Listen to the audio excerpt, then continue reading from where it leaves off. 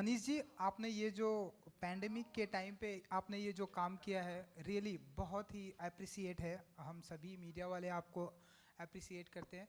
And कुछ कहना चाहेंगे, कैसी ये जर्नी रही, जब जैसा कि सर ने भी बताया, जब सारी दुनिया अपने घरों में थी तब आप काम कर रहे थे। एंड मुंबई की अगर हम बात करें तो मुंबई में भी उस टाइम पे कोविड कुछ ज़्यादा ही हाई था। तो आपका कैसा रहा एक्सपीरियंस? एंड आपको कभी डर नहीं लगा कि मुझे भी ऐसे मैं कोविड के सर घेरे में आ जाऊंगा, लेकिन उसके अलावा भी आप काम करते गए?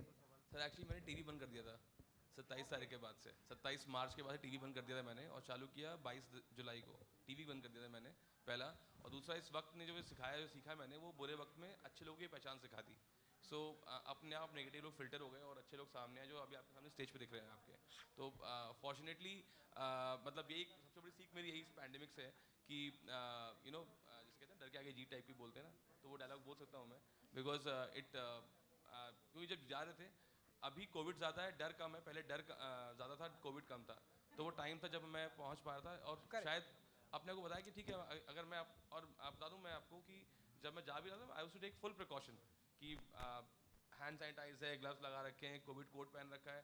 तो around that time, let me tell you this, I got an opportunity to design a PP. जब पीपी नहीं बन रहा था, जिस समय मैंने देखा गांव में लोग जो टाट के कपड़े होते हैं उसके उसके पहन के ना, तो वो पहन रहे थे। हाँ। So I was approached by IIT Delhi, and we, in collaboration with INMAS DRDO, we designed a PP which was at that point of time in April, जब PP का नाम नहीं पता था लोगों को कि PP दिखती कैसे है उस समय, हैजमेट सूट क्या होता नहीं पता था लोगों को।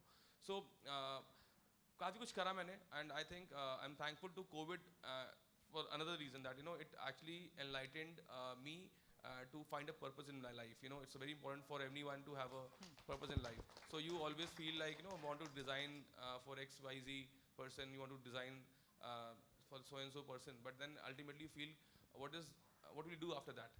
Maybe you'll get some your pictures published, you might get some recognition, but what else? You again end up going back home. So what have you given back to? कहना बड़ा लगता है कि बड़ा heroic लगता है, but ऐसा है नहीं.